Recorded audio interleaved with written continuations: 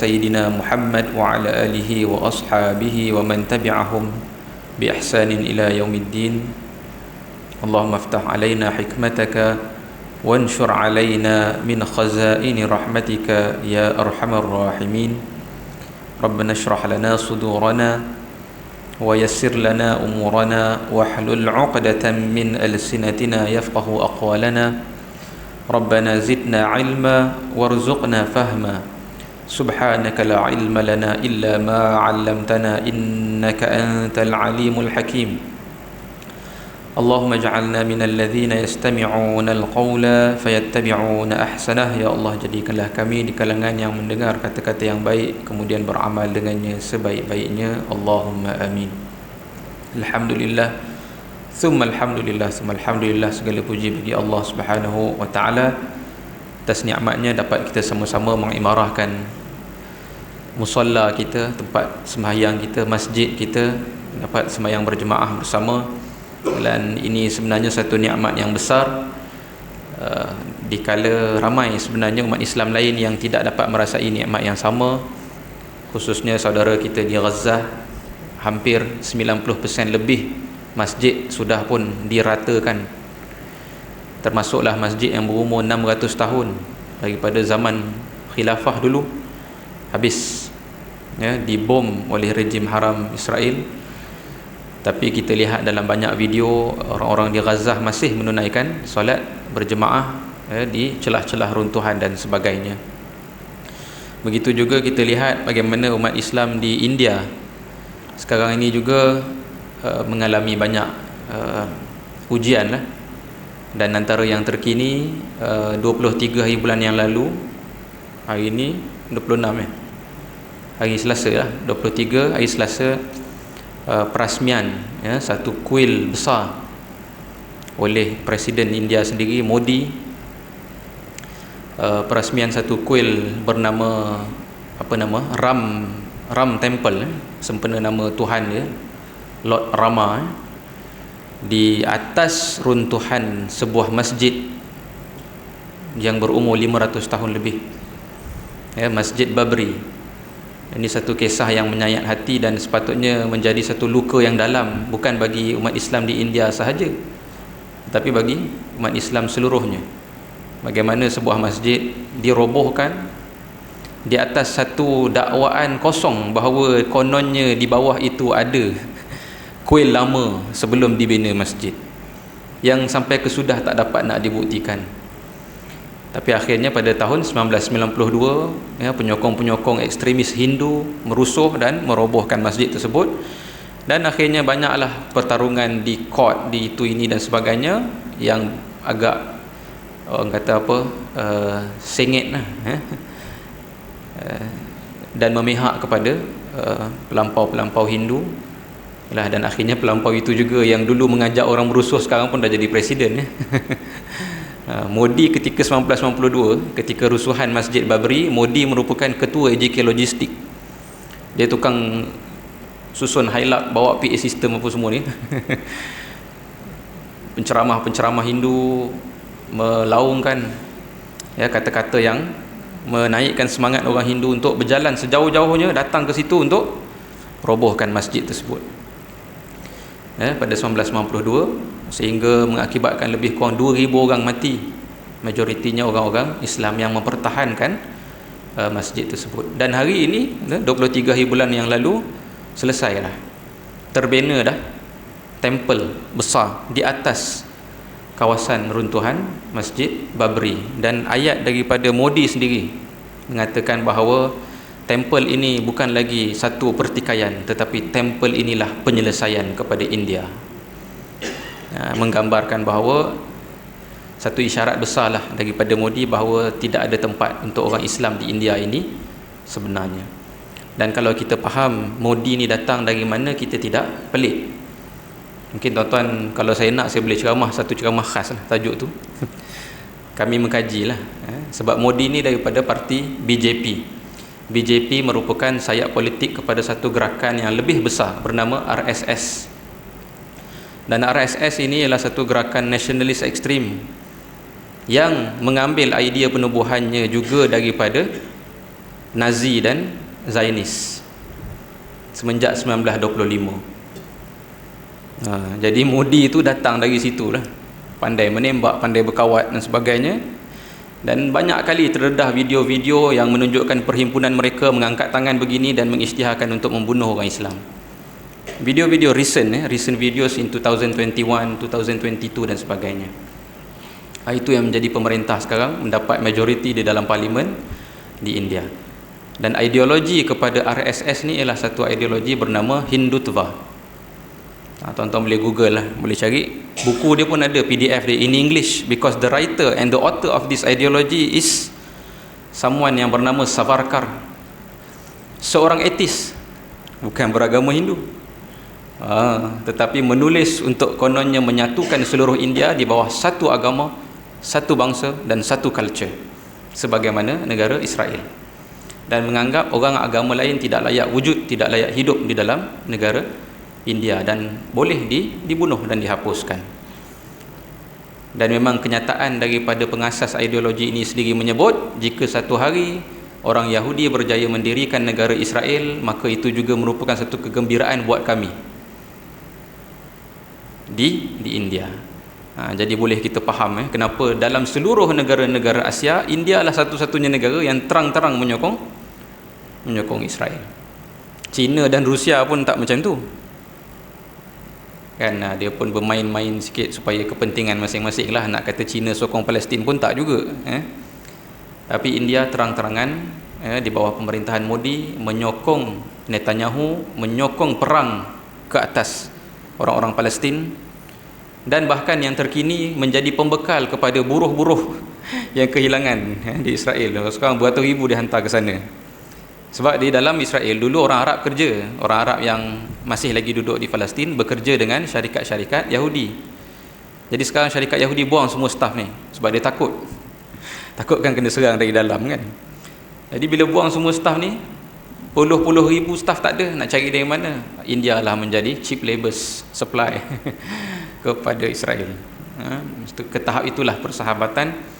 Dan itu bukannya satu kebetulan, tetapi datang daripada satu rahim pemikiran yang sama, iaitu asalkan Islam terhapus. Dan ini yang sedang berlaku di India, khususnya di utara India.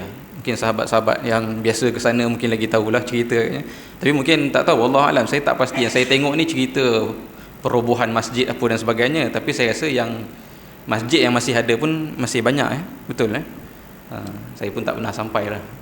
Kalau ada rezeki boleh nak tengok depan mata. Tapi yang masjid yang diroboh dan dibakar memang banyak di sana.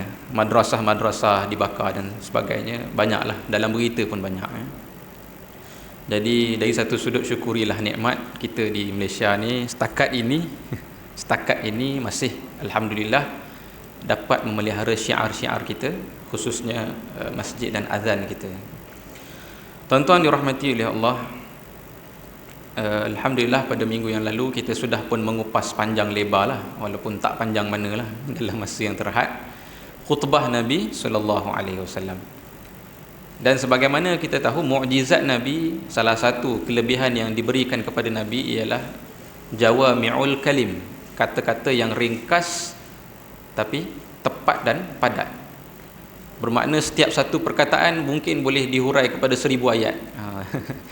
Jadi kalau kita main syarah-syarah pendek-pendek ni, sebenarnya kata orang we don't do justice lah kepada apa yang Nabi SAW sampaikan. Jadi saya cubalah sedaya upaya minggu lepas tu nak menggambarkan saiz sebenar apa yang disampaikan oleh Nabi SAW. Tapi kalau ada rezeki, mungkin kita boleh usahakan waktu-waktu lain mengupas setiap satu perkara dalam tu secara terperinci. Dan itu ialah khutbah yang disampaikan oleh Nabi SAW pada hari Arafah. Kita baca hari itu 9 Zulhijjah.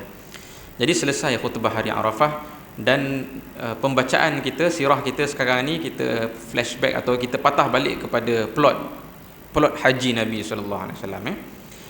Jadi kita dah baca sampai kepada Nabi SAW berada di Muzdalifah dan bermalam di Muzdalifah setelah Rasulullah SAW bergerak daripada Arafah. Rasulullah SAW bermalam di Muzdalifah, dan sebagaimana saya sebut, Nabi SAW solat jamak takhir di situ supaya semua orang ada ample time, cukup masa untuk bergerak.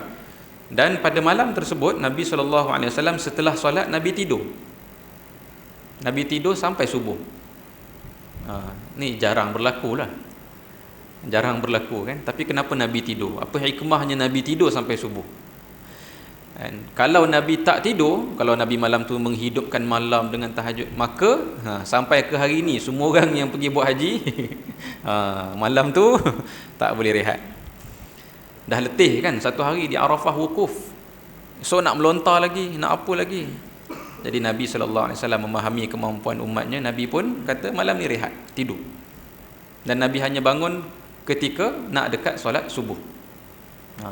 Kalau Nabi sembahyang tahajud, habis kita Jadi Nabi mengambil tahap, orang kata apa, threshold yang paling rendah lah kan. Sebab tu Nabi SAW ajar, bila kita buat sesuatu sebagai pemimpin, especially siru ala sayri adha'afikum, berjalanlah mengikut pace orang yang paling lemah di kalangan kamu.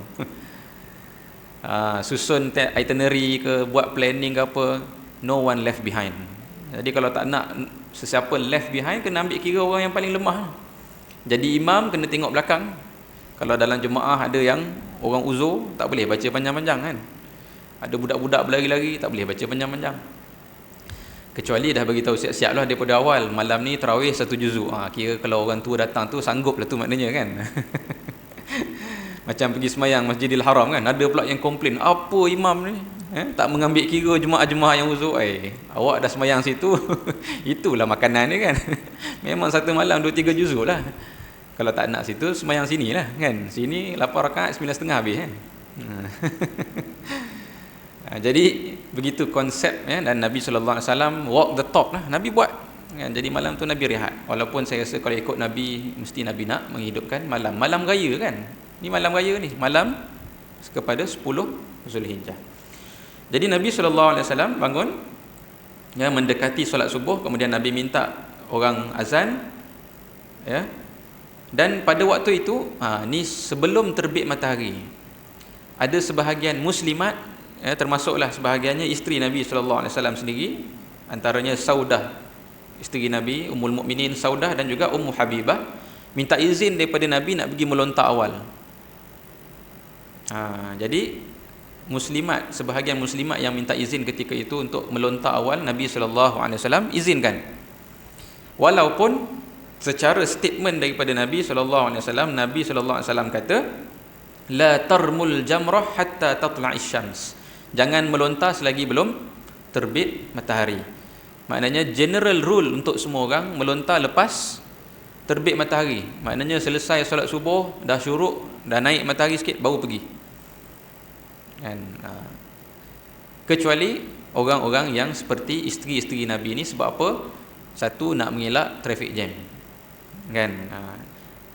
Antara yang meminta izin ni alasannya kerana nanti penuh, dan mereka ni tak berapa nak larat nak berasak-asak dengan orang lain. Dan Nabi juga mengambil kira bahawa orang-orang perempuan ni lebih baik diasingkan kalau boleh. Kalau boleh diasingkan, kalau tak boleh tak apa kan. Kalau boleh nak disusun kan, tak bercampur bau dengan sebagainya, okeylah, tak ada masalah. Saya tak pasti hari ini macam mana. Saya ada baca juga catatan orang pergi haji, tak tahu lepas subuh ada orang buat ke melontar? Ada? Boleh lah gelap-gelap ni. Okey. Sebab saya baca ada orang ialah yang sunnahnya ketika dah terang lah kan. Sebab Nabi sendiri pun lepas terbit matahari baru Nabi SAW pergi. Jadi pada pagi 10 Zulhijjah, Nabi SAW mengizinkan isteri-isterinya untuk pergi solat, pergi melontar awal. Okey. Adapun Nabi SAW, ini dah tiba ke hari 10 Zulhijjah, saya bacakan. Inilah dia hari yang merupakan hari terhimpunnya pelbagai ibadah. Yang pertama ibadah haji, yang kedua ada ibadah melontar, ketiga ada ibadah korban, dan yang keempat ada ibadah solat-solat ataupun bergembira lah, farh, yaumul farh kan, hari bergembira pada hari raya haji kan. Jadi sebagian ulama menyebut inilah dia yaumul hajjil akbar. Minggu lepas saya sebut sebagian ulama kata hari Arafah itulah dia yaumul hajjil akbar, hari haji besar. Ada sebagian ulama kata 10 Zulhijjah inilah yaumul hajjil akbar, sebab hari itu banyak ibadah-ibadah wajib terhimpun. Bermakna fadilat berganda fadilat pada hari tersebut, iaitulah hari ke-10 Zulhijjah. Dan Nabi SAW sendiri pun mula melontar pada pagi ini, pada pagi ini. Jadi Nabi SAW melontar pada pagi ini dengan menaiki unta Nabi SAW. Dan perbuatan Nabi SAW melontar ketika terang ini sebenarnya ialah perbuatan yang mengubah tradisi orang-orang Arab Quraisy sebelum itu. Sebab antara yang diceritakan di sini, orang Arab Quraisy dia tak tunggu sampai matahari naik baru pergi. Sebelum tu pun orang Arab melontar. Tapi bila Nabi SAW minta melontar, Nabi kata tunggu terbit matahari baru melontar. Sebab apa orang Arab tak nak terbit matahari baru pergi melontar? Panas lah. Kan macam sekarang pun kan, kalau matahari dah naik nak berjalan tu, menapak tu dengan panas lagi, kan lepas subuh kan sejuk-sejuk sedap berjalan kan. Tapi sunnah Nabi bila naik matahari, Nabi sengaja kata lepas naik matahari baru kita buat. Dari satu sudut Nabi kata kita tidak meneruskan sahaja apa yang orang Arab buat, tapi manasik ini datang daripada aku yang menentukan apakah aturan. Dan sebab haji ini ibadah Islam, dia bukan ritual, bukan tradisi Arab, dia ialah ibadah. Dan ibadah datang daripada nas, datang daripada apa yang aku tunjukkan. Jadi Nabi SAW pun pergi melontar selepas terbitnya matahari. Dan di sini timbul ataupun berlaku beberapa insiden-insiden, bukan insiden sangatlah, berlaku beberapa soalan-soalan, soal jawab fiqh. Nabi kamu tawif, kena jawablah soalan-soalan jemaah ni kan. Bermacam-macam kerenah kan bermacam-macam situasi.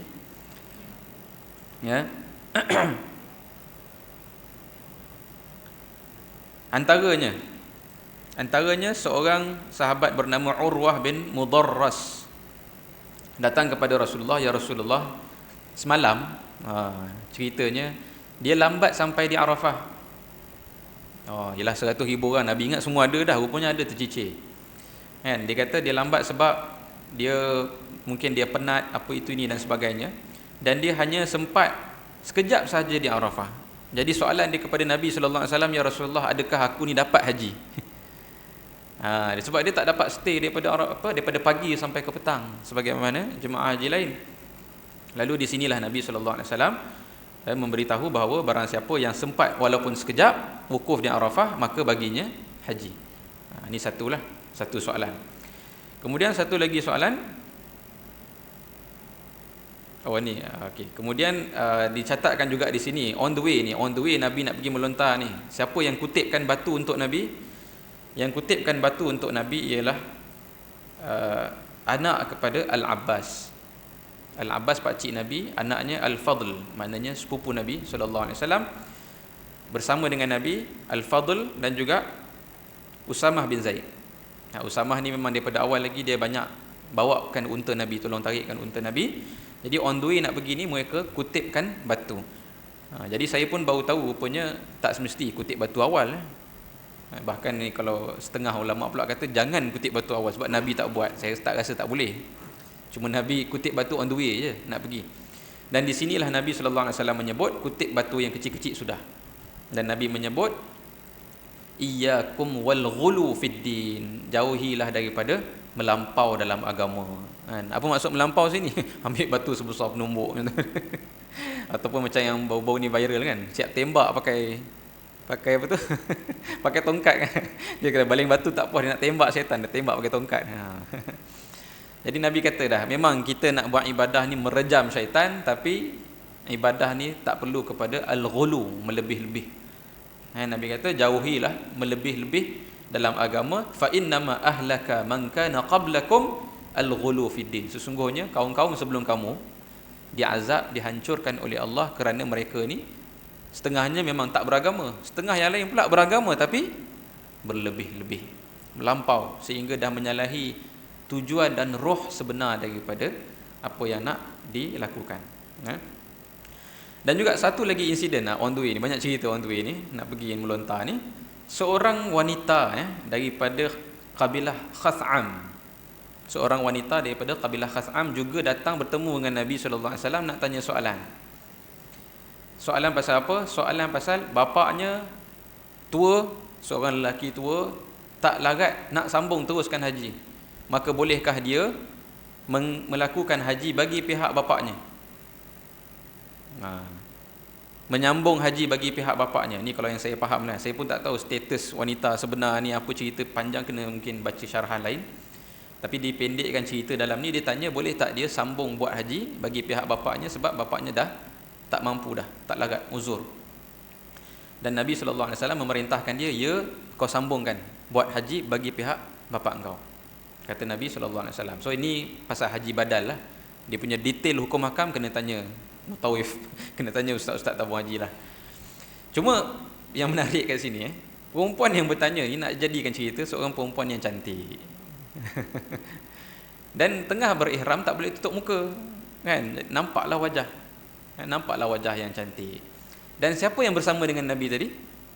Siapa tadi yang bawa unta Nabi? Seorang Usamah, seorang lagi Al-Fadl. Al-Fadl anak Al-Abbas.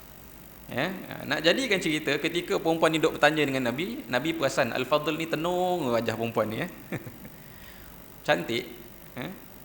Jadi di sinilah Nabi sallallahu alaihi wasallam angkat tangan Nabi, letak pada wajah Al-Fadl dan alihkan, suruh pandang tempat lain. Inilah datang hukum, pandangan pertama tak berdosa lagi. Tapi kena alihkan. Dia kalau jangan alih, tengok balik, yang tu dah berdosa lah. Maknanya Nabi faham bahawa nature bila melihat wajah yang cantik ni, semua orang tertarik. Tapi Nabi ajar juga kita bila tertarik tu alihkan pandangan. Dan di sinilah Al-Abbas pun menyebut, bapaknya kata, aku melihat seorang lelaki handsome. Al-Fadl ni seorang yang handsome. Mengikut riwayat, Al-Fadl ni, sepupu Nabi ni, anak Al-Abbas ni juga seorang yang handsome. Kira dia tengok, kira sepadan lah kot, dia rasa sepadan dengan dia ni. Bapaknya kata, ra'aitu syabban wa syabbah, aku melihat lelaki yang handsome, gadis yang cantik, falam aminas syaitan alaihima. Kalau ada dua yang macam ni, nescaya tidak selamat daripada syaitan. Jadi tuan-tuan kena faham, orang handsome tak senang hidup. So, jangan kadang-kadang kita tengok wajah kita rasa, kenapa aku tak handsome macam Fatah Amin contoh, kan? Jangan minta sesuatu yang kita tak mampu. Belum tentu kita mampu menjadi handsome, sebab dugaan dan ujiannya berbeza. Kan? Godaan syaitan pun lebih lagi. Kan? Kita pun rasa kita ni pun layak dengan perempuan yang cantik je. Dia kalau orang tak handsome, tak susah nak kahwin, kan? Dia rasa aku pun tak seberapa. Isteri pun lebih kurang pun okey lah, asal orang kata sedap mata mandang, kan? Cukup lah. Tapi kalau orang handsome, kan orang cakap macam-macam. Kalau isterinya tak sama sepadan, susah, kan? Jadi ini nature manusia lah. Dan syaitan memang menggoda orang yang handsome lebih daripada orang lain. Ini kisah-kisah sampingan lah yang berlaku di sepanjang perjalanan Nabi SAW ke nak menunaikan melontar tadi. Okey. Dan satu cerita lain juga ialah ketika Nabi SAW berjalan ni, Nabi melalui satu kawasan bernama Batn Muhassir. Satu kawasan bernama Muhassir. Ketika sampai di kawasan ini, Nabi minta lajukan unta Nabi. Sebab apa? Sebab di sinilah kawasan di mana dahulu ketika tentera Abrahah datang nak menyerang kota Mekah, di sinilah lokasinya mereka diserang oleh sekumpulan burung mengikut satu riwayat. Kenapa saya sebut mengikut satu riwayat? Sebab baru je lagi baru 2-3 hari lepas saya baca satu tafsir lain yang cuba memahami makna Tayran Ababil. Selalu kita baca orang kata burung-burung, sekumpulan burung-burung dalam satu formasi tertentu mencampakkan batu daripada neraka. Tapi ada satu tafsir yang baru ni saya baca menafsirkan makna Tayran itu dengan makna sandstorm. Satu ribut taufan batu pasir yang sampai hari ini memang banyak berlaku di kota Mekah. Hari itu saya pergi umrah pun sampai disambut dengan sandstorm. Berdebar juga pasal saya naik masa tu tengah naik van, tak nampak jalan depan tu. Slow lah, van memang buat tak nampak jalan. Jadi dia mentafsirkan tayran ini dengan sandstorm ataupun ribut batu, yang mana batu-batu itu ialah batu-batu yang terbakar daripada neraka. Jadi bukan burung lah. Jadi wallahu alam, tapi dia penulis ni ataupun yang menulis tafsir ni bagilah hujah-hujah dia. Satu pandangan lah. Jadi di kawasan bernama Muhassir ni, di situlah Abrahah diazab. Jadi Nabi SAW bila lalu kawasan orang diazab, Nabi akan cepat-cepat. Macam dulu yang kita baca dalam kisah perang Tabuk, bila lalu kawasan Madain Saleh, ya, perkampungan orang-orang yang bersama dengan Nabi Saleh, kaum Samud. Nabi kata pada sahabat, lekah-lekah lalu, tak payah nak berhenti-berhenti tengok. Walaupun memang menarik, ya, kalau nak tengok kan, tapi Nabi suruh lalu cepat-cepat. Jadi ni mungkin laluan dululah, saya tak pasti sekarang. Hari itu saya naik dengan saya panggil orang Arab untuk jadi tunjuk jalan saya di kawasan Muzdalifah, Mina apa semua ni. Saya tanya pada dia juga mana kawasan tu, dia tunjuk dari jauh. Maknanya yang jalan hari ni tu dah tak lalu lah kawasan ni. Yang jalan besar, yang jalan kaki ramai-ramai jalan tu dah tak lalu kawasan. Tapi tak jauh daripada situ letaknya kawasan azab, tempat azab Abrahah ni, Muhassir tu. Saya pun tak pasti exactly lokasi di mana, ya. Cuma dikatakan di sini bahawa Muhassir merupakan satu kawasan di antara Mina dan Muzdalifah. Buffer zone di antara Mina dan Muzdalifah. Okey. Lalu Nabi SAW pun akhirnya sampailah di Jamrah, tempat melontar Jamrah, ya. Dan ketika itu bagaimana Nabi melontar? Nabi tak, sekarang ni ada kompleks kan, dan tempat melontar pun dah besar. Dulu tak ada, ya. Dulu tak ada sebarang binaan, tidak ada di situ. Dan dulu ramai-ramai melontar bukan keliling, ya. Dia buat saf. Dia ramai-ramai berdiri sebaris. Maknanya berdiri sampai ke belakang lah, macam semayang lah. Jadi disebut di sini Nabi SAW berdiri dalam keadaan Mekah ataupun Kaabah di belah kiri Nabi dan Mina di belah kanan. Lalu Nabi SAW pun melontar sambil Nabi berada di atas tunggangan Nabi SAW. Dan di setiap lontaran Nabi menyelanginya dengan takbir. Dan di sinilah Nabi mula berhenti melafazkan talbiyah. Sebelum tu Nabi sentiasa labbaik Allahumma labbaik, labbaik Allahumma labbaik. Sampai melontar jamrah Nabi bertakbir. Dan selepas tu Nabi dah tidak lagi bertalbiyah. Ini menurut hadis ni lah. Baik. Dan di sini Nabi SAW melafazkan satu hadis yang famous lah berkaitan haji ini, iaitu Nabi SAW menyebut, khudhu anni manasikakum, ambillah daripada aku manasik haji kamu. Fa inni la adri la'alla la ahujja ba'da hajjati hadhihi. Kerana sesungguhnya aku tidak tahu apakah aku akan dapat menunaikan haji lagi dengan kamu semua sesudah ini. Sahabat ketika meriwayatkan hadis ini cakap, ketika mereka mendengar Nabi SAW sebut, tak ada seorang pun terlintas dalam fikiran bahawa Nabi SAW melafazkan perkara ini untuk menandakan bahawa ajal Nabi dah dekat. Seorang pun tak terfikir. Sebab tu tak ada siapa panggil haji ni Hajjatul Wada' ketika itu. Hanya setelah itu baru dinamakan haji itu sebagai haji perpisahan. Sebab ketika buat haji ni sahabat seronok, tak terfikirlah Nabi nak meninggalkan ni. Jadi sebenarnya Nabi sebut, sahabat tak masuk kepala. Nak menerima realiti Nabi akan meninggalkan ialah satu perkara yang jauh daripada kepala para sahabat ketika itu. Dan apabila Nabi mula melontar, jadi ramailah yang follow, maka bersesak-sesaklah manusia ketika itu.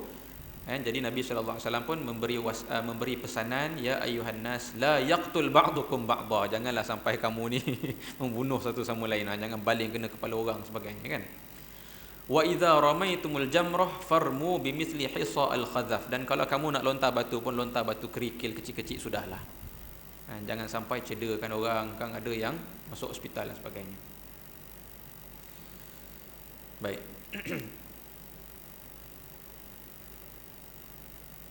Kemudian habis daripada Nabi SAW melontar,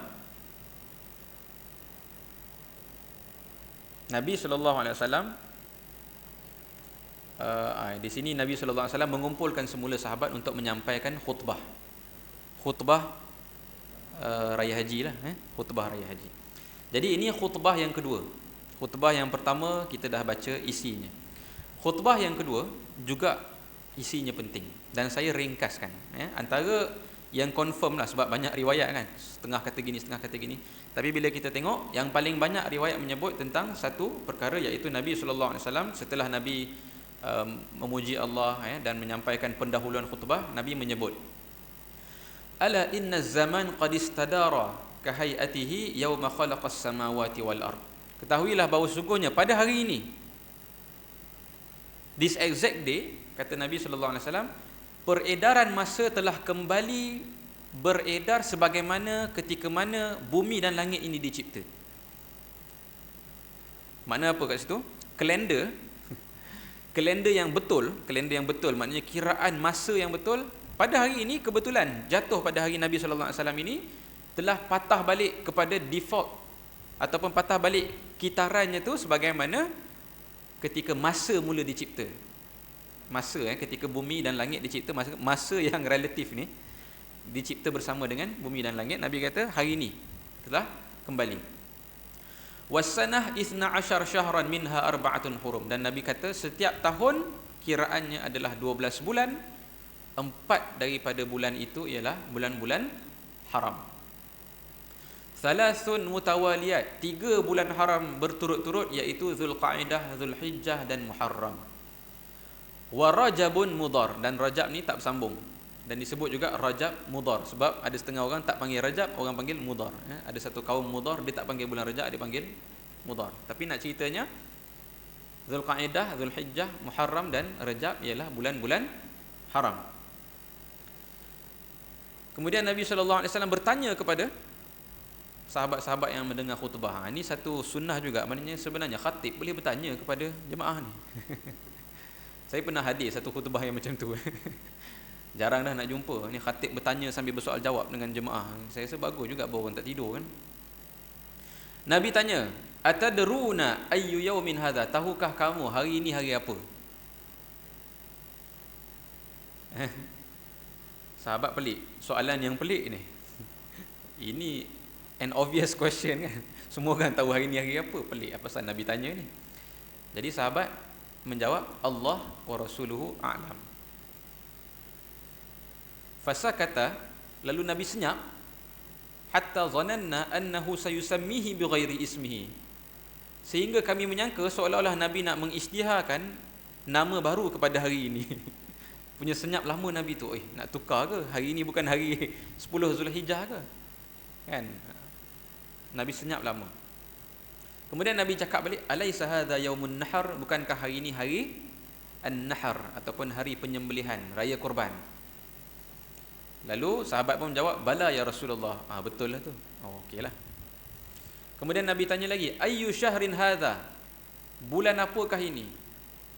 Sekali lagi sahabat pelik, apa hal tanya pula, kita dah masuk bulan haji, dah buat apa semua, confirm lah bulan Zulhijjah. Tapi sahabat menjawab, Allah wa rasuluhu a'lam. Kemudian Nabi senyap lama sekali lagi sehingga sahabat menyangka bahawa Nabi ingin mengubah nama bulan ini. Sehinggalah Nabi kemudian bercakap, alaysa Zulhijjah, bukankah bulan ini bulan Zulhijjah? Legalah sahabat. Sahabat pun kata, bala ya Rasulullah, betul lah tu ya Rasulullah. Kemudian Nabi bertanya lagi, fa ayyu baladin hadza, apakah nama kawasan ini? Sudah. Semua orang tahu ini Mekah. Dah kenapa Nabi tanya pula nama tempat ni? Sahabat pun jawab, Allah wa rasuluhu a'lam, Allah dan Rasulnya yang lebih tahu. Fasakata, dan Nabi senyap sehingga sekali lagi sahabat menyangka agaknya Nabi nak tukar nama tempat ni, dah tak pakai nama Mekah agaknya. Kemudian Nabi pun jawab, alaysal baldah, bukankah ini al-baldah? Ini antara nama lain kepada Makkah. Sebab tu nama surah Al-Balad, la uqsimu bihadzal balad. Kan Allah Subhanahu wa taala bersumpah dengan hadza al-balad. Apakah al-balad? Kota Makkah.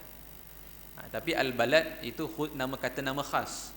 Al-balad merujuk kepada kota Mekah, tapi dalam bahasa Arab balad juga digunakan sebagai kata nama am merujuk kepada mana-mana negara. Kan, balad satu negara, bilad banyak negara.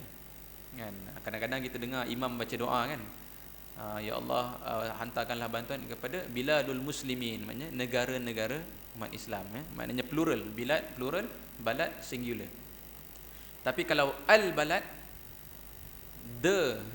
nak kata the state lah kot ataupun the city, merujuk kepada Makkatul Mukarramah.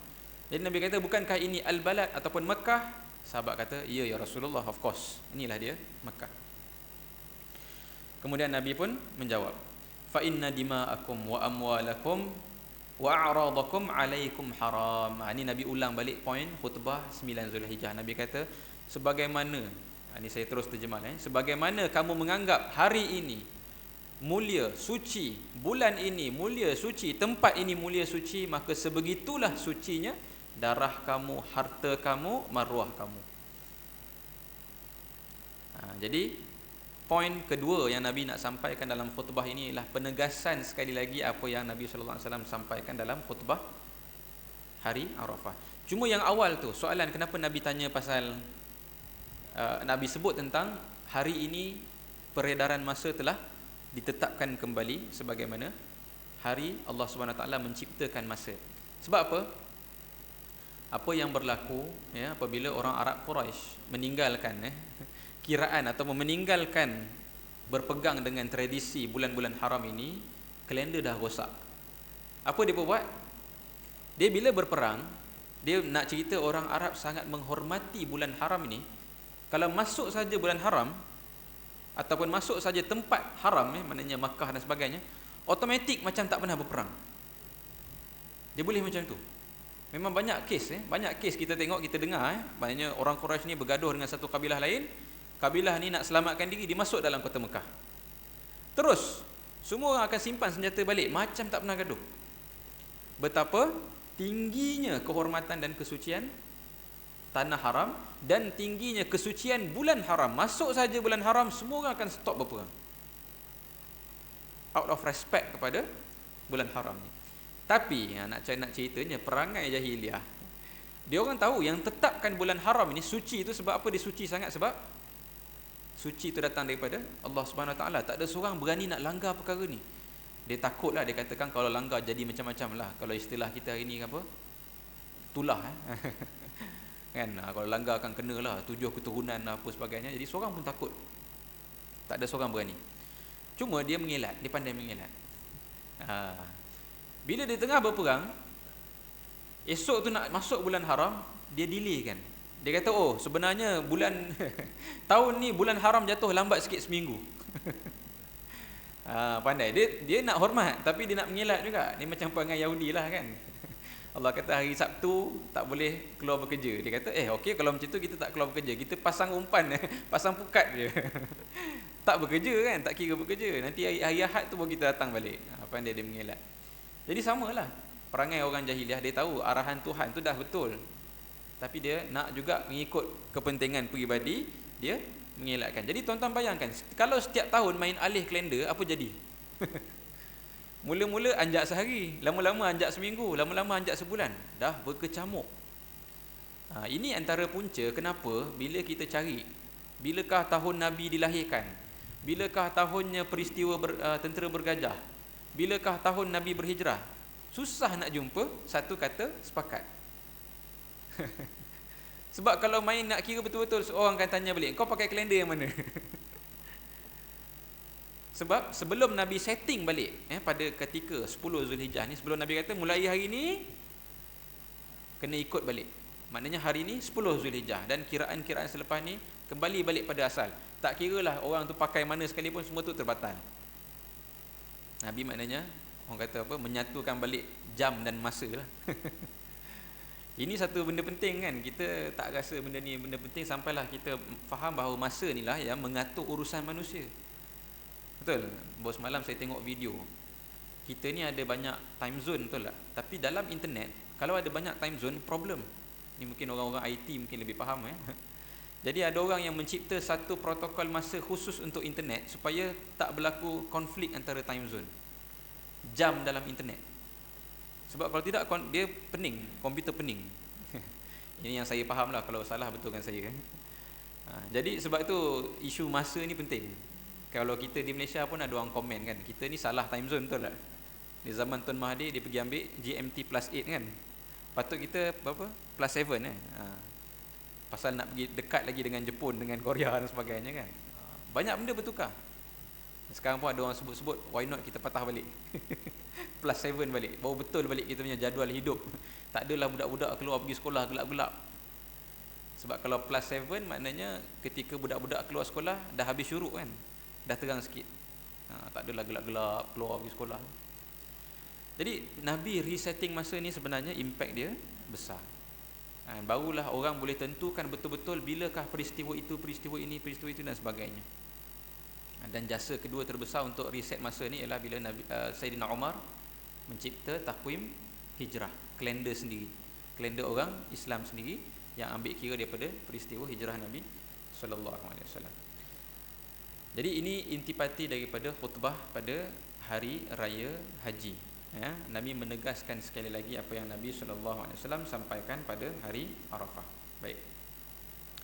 Kemudian selesai Nabi melontar, Nabi sallallahu alaihi wasallam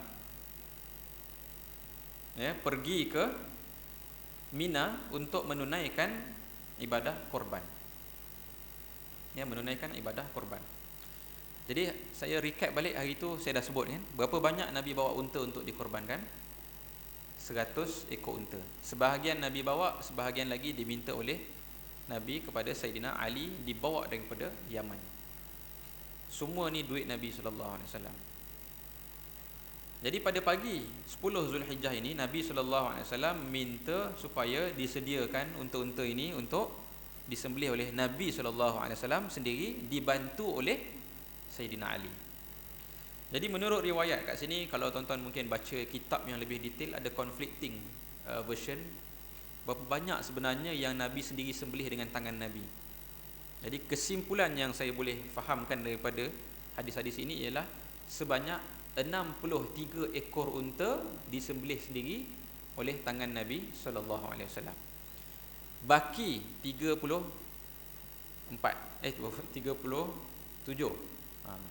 baki 37 ekor unta tu Nabi sallallahu alaihi wasallam serah pisau kepada Sayyidina Ali, minta Sayyidina Ali selesaikan.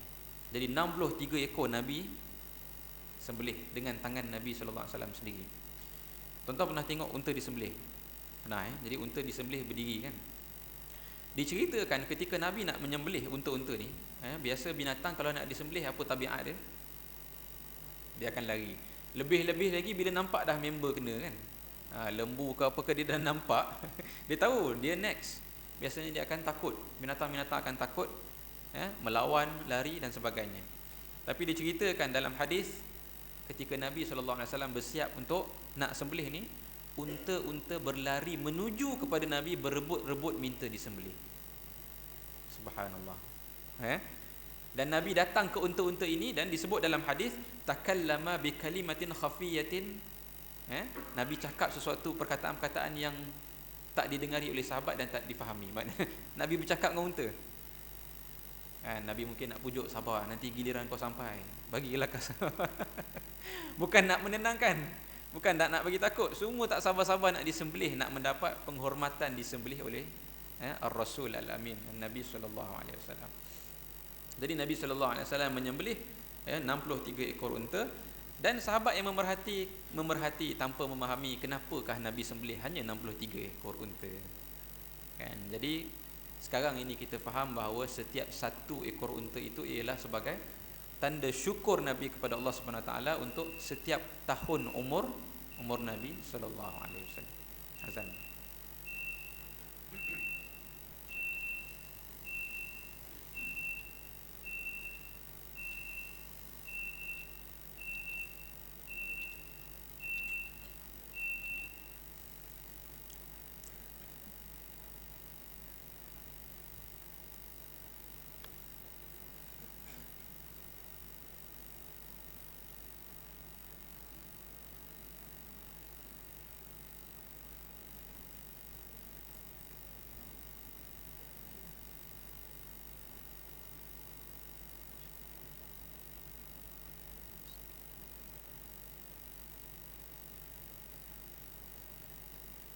الله أكبر الله أكبر الله الله أكبر الله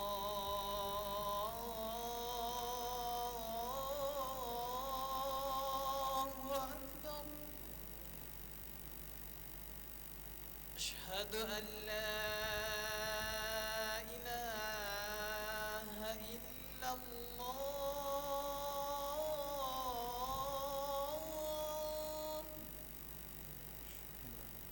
أشهد أن لا إله إلا الله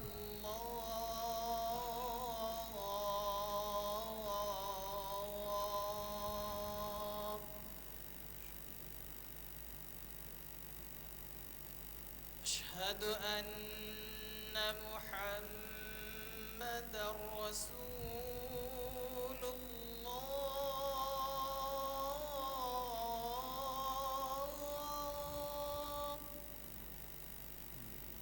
أشهد أن محمدا رسول الله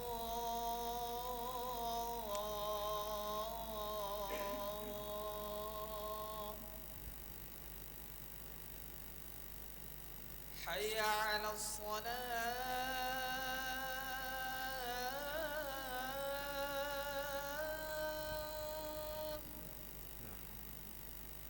حي على الصلاة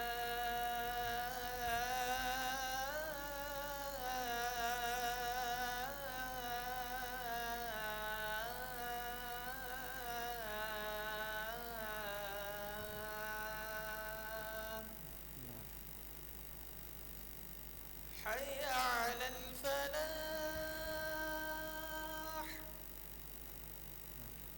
حي على الفلاح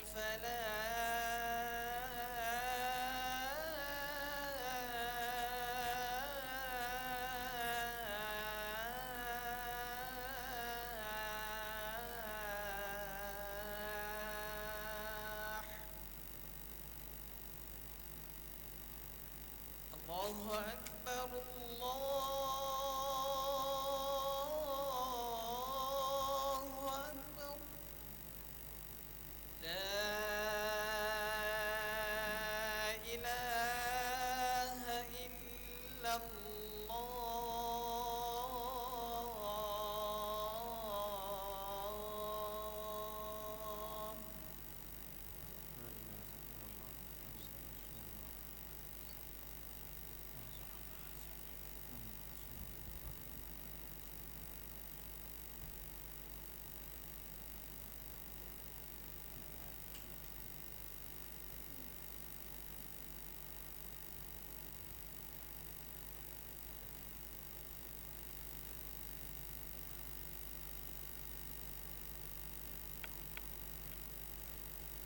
Tuan-tuan puan-puan rahmati oleh Allah Subhanahu wa taala. Maka apabila telah selesai Nabi sallallahu alaihi wasallam menyembelih seekor unta untuk setiap 1 tahun umur Nabi sallallahu alaihi wasallam. Setakat saya hidup di dunia sekarang ni, saya tak jumpa lagi lah orang yang sembelih setiap tahun seekor lembu untuk setiap tahun umur dia. Subhanallah.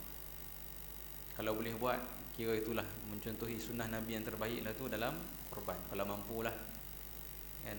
Tapi Nabi sallallahu alaihi wasallam bukanlah seorang yang berharta, tidak banyak, tapi bermakna Nabi memang yalah, mungkin kalau betul lah bergolok gadai untuk mendapatkan sebilangan besar unta sebagai tanda syukur Nabi kepada Allah Subhanahu wa taala di atas setiap tahun umur Nabi sallallahu alaihi wasallam. Jadi siapa-siapa ada kemampuan bolehlah mencontohi sunnah Nabi dalam korban. Jadi selesai daripada Nabi sallallahu alaihi wasallam menyembelih, maka apa dibuat dengan daging tersebut? Nabi sallallahu alaihi wasallam minta untuk daging tersebut dipotong-potong dan kemudian dimasak. Sebahagiannya Nabi sallallahu alaihi wasallam juga makan, dan sebahagian yang lain diedar-edarkan kepada orang ramai, dan Nabi pesan jangan bagi kepada penjual-penjual daging. Maknanya tak boleh dijual, maknanya daging korban tak boleh dijual, kena diberi sahaja. Jadi kepada jazar, kepada penjual-penjual daging ni, jangan diberi untuk dijual, edarkan untuk orang makan saja pada hari tersebut. Dan Nabi SAW juga makan daripada daging unta yang Nabi SAW sendiri sembelih, dan antara yang makan satu bekas yang sama dengan Nabi ialah Sayyidina Ali radhiyallahu anhu, sebab dia sama-sama sembelih dengan Nabi. Nabi share dengan dia. Nabi share. Saya rasa mungkin sup kambing saya rasa. Sebab sebut dalam ni Nabi makan daging tu dan Nabi hirup minum daripada kuahnya. So most likely tak sup, mungkin gulai lah, tak tahulah. Saya rasa mungkin lebih hampir sup daging, sup kambing. Jadi Nabi buat sup kambing lah. Sup unta, sup kambing lah. Nampak lapar lah tu. Sup unta. Saya tak tahu tuan-tuan pernah makan sup unta? Tak pernah. Kalau yang pergi Mekah tu, nasi unta ada kan? Dia ada tempat-tempat famous dia tu kan, mat'am famous tu. Sup unta saya tak pernah makan. Nasi unta pernah. Baik. Jadi kemudian selesai sembelih dan sebagainya, Nabi SAW pun memanggil tukang cukur. Ini nak cerita nak habis dalam ni, maknanya untuk malam ni. Nabi panggil tukang cukur untuk mencukur kepala Nabi SAW. Dan sahabat yang terpilih untuk mencukur kepala Nabi SAW yang mulia ini ialah sahabat bernama Ma'mar bin Abdullah. Dan ketika Nabi bercukur ni, Nabi dikelilingi oleh ramai jemaah haji, para muslimin sekalian duduk keliling Nabi SAW. Kenapa? Nak minta rambut Nabi SAW. Tabarrukan, mengambil berkat daripada rambut Nabi SAW. Jadi kalau ada orang kata nak buat apalah, kejar, sahabat buat.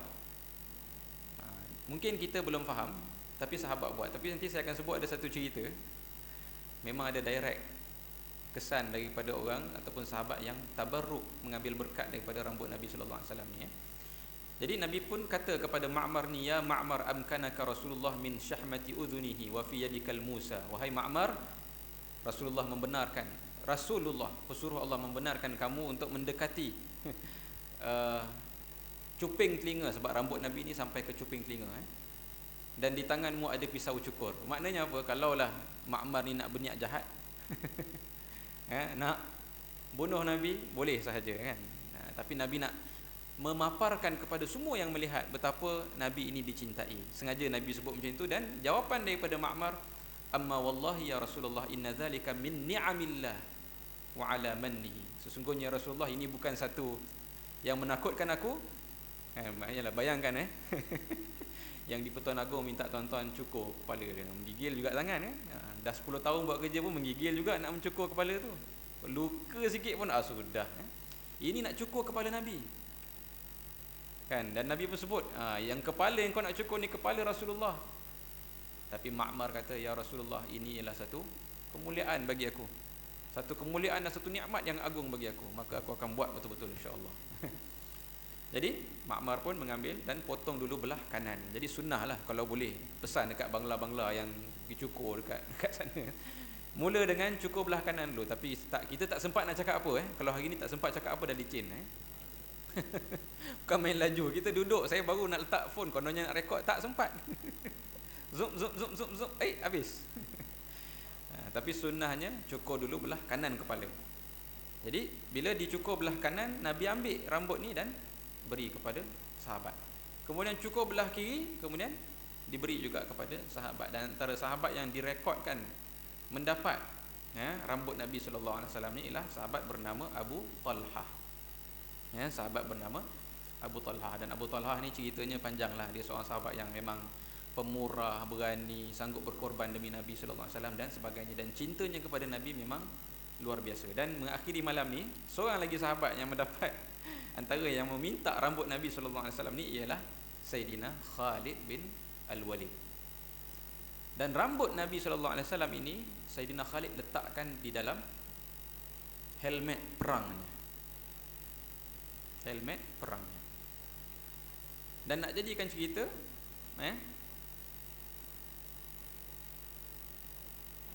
hilang pula. Nak jadikan cerita, pernah Sayyidina Khalid ni bawa helmet tersebut pergi berperang dalam perang Yarmouk. Perang Yarmouk ni di mana? Di Syam, di Palestin. Kan? Sayyidina Khalid datang daripada Iraq, merentas padang pasir in what has been called the most, orang kata apa, satu pergerakan ketenteraan yang paling dahsyat dalam sejarah ketenteraan dunia. membawa puluhan ribu tentera melintasi satu padang pasir yang mustahil orang cross in only 6 days. Tak berhenti dia jalan. Macam mana dia boleh bawa tentera dia cross tu? Ini Sayyidina Khalid cross daripada Iraq pergi ke Syam untuk menjadi tentera bantuan kepada Sayyidina Abu Ubaidah dan sebagainya dalam perang Yarmouk. Ini cerita zaman Sayyidina Abu Bakar lah, kita tak sampai lagi Tapi nak ceritanya, ketika perang Yarmouk, helmet ni hilang. Helmet ni hilang. Jadi Sayyidina Khalid kerah sahabat pergi cari sampai jumpa. Sahabat datang balik tak jumpa wahai Khalid. Cari lagi sampai jumpa. Carilah berhari-hari cari, tak jumpa-jumpa juga. Jadi sahabat dah fed up. Ni apa pasal nak cari juga punya banyak helmet lain? Kenapa helmet tu juga kau suruh cari? Sehinggalah masa tu sahabat tak tahu. Sehinggalah Sayyidina Khalid bagi tahu, dia kata sesungguhnya di dalam aku punya helmet itu, di depannya, di nasiyah ni belah depan ada rambut Nabi SAW yang aku dapat ketika Nabi cukur dulu, dan aku letak dalam helmet aku dan aku pakai dalam perang, dan tidak ada peperangan aku join pakai helmet ni melainkan aku akan menang. Ini berkat berkat maknanya Sayyidina Khalid ni asal orang yang mungkin merasakan menang tu sebab kehebatan skill dia, boleh berubah menjadi seorang yang merasakan bahawa menang itu berkat daripada Rasulullah dan dengan izin daripada Allah Subhanahu wa taala. Jadi ini maknanya satu hadis ataupun satu yang direkodkan secara sahih dan warid daripada pengalaman sahabat sendiri mengambil berkat daripada rambut Nabi sallallahu alaihi wasallam. Ada pun pada hari ini terpulang. Sebab yang pertama nak kena pastikan kesahihan. Banyak orang mendakwa ada menyimpan rambut-rambut Nabi sallallahu alaihi wasallam. Sahabat memang confirm tu rambut Nabi. So no doubt lah. Yang sekarang ni authenticity rambut tersebut perlu dikaji dulu. Sebab pergi sana ada, pergi sini ada, pergi mana-mana ada sekarang. Jadi nak kata tabarruk, niat mungkin untuk mengambil berkat daripada Nabi sallallahu alaihi wasallam tidak ada masalah. Tetapi masalah dia ialah bila kita maknanya mendakwa-dakwa tanpa asas. Sahabat bil ilm, dengan memang jelas ilmu tu memang rambut Nabi sallallahu alaihi wasallam, dan atas hubban, cinta kepada Nabi sallallahu alaihi wasallam, minta tolong dengan Allah, mengambil orang kata apa, tawassul, mengambil berkat Nabi, minta tolong dengan Allah Subhanahu Wa Taala. Kita pun tawassul, betul tak? Setiap kali khutbah Nabi kata, khatib akan baca kan, natawassalu ilaika bin nabiyyikal amin wa bi asma'ikal husna wa sifatikal uzma. Kita bertawassul dengan Nabi, bertawassul dengan asma Allah, nama-nama Allah dan sifat-sifat Allah. Moga-moga dengan itu doa kita lebih dekat nak dimakbulkan. Jadi sahabat pun buat perkara yang sama dengan anggota badan Nabi sallallahu alaihi wasallam, dan Nabi tahu perkara itu akan dibuat, sebab tu Nabi serahkan rambut Nabi sallallahu alaihi wasallam kepada para sahabat. Dan di sinilah Nabi sallallahu alaihi wasallam kemudian perintahkan semua jemaah haji untuk cukur, dan Nabi mendoakan keampunan bagi orang-orang yang bercukur. Kemudian adalah setengah-setengah sahabat tak sampai hati sayangkan rambut agaknya minta Nabi, ya Rasulullah, doalah juga keampunan bagi orang yang potong rambut tak cukur habis. Nabi senyap. Sahabat minta lagi sekali, tolonglah Rasulullah, tak mampu nak. Mungkin agaknya kepala dia jenis bentuk tak cantik kan, barangkali kan. Dia tahu ada setengah orang dia tak nak cukur pasal kepala dia jenis flat belakang, betul tak? Dia kalau orang bulat cantik, kalau cukur, dia ada orang setengah orang bentuk kepala dia pelik. Jadi bila cukur tu segan sikit. Jadi sahabat ni minta, ya Rasulullah, yang potong tak cukur pun bagilah keampunan sekali. 3 kali minta, barulah Rasulullah pun kata bolehlah. Macam tu je lah. Rasulullah kata harap-harapnya yang potong rambut je pun diampunkanlah. Jadi maknanya confirm nak dapat keampunan, cukur licin lah, senang cerita. Jadi begitulah mengakhiri episod pada hari ini. Bermakna sekarang ni Nabi sallallahu alaihi wasallam sudah pun tahallul awal, sudah boleh pakai minyak wangi, pakai cantik-cantik dan sebagainya. Dan Nabi pesan semua orang, hari ni hari raya, kita berseronok, kita makan, kita minum dan berwangi-wangilah. Jadi sahabat pun pakat-pakat handsome-handsome lah pada hari 10 Zulhijjah. Jadi nanti insya-Allah minggu depan kita akan sambung apa Nabi sallallahu alaihi wasallam buat untuk menyempurnakan rukun haji Nabi. Sebab apa? Nabi buat haji apa? Haji qiran. Nabi baru selesai sa'i haji saja hari itu. Nabi belum tawaf haji lagi. Jadi kita akan sambung cerita Nabi sambung pergi buat tawaf haji ataupun tawaf ifadah, pada hari 10 Zulhijjah insya-Allah taala. Aqulu qawli hadza wa astaghfirullahal azim li wa lakum. Wassalamualaikum warahmatullahi wabarakatuh.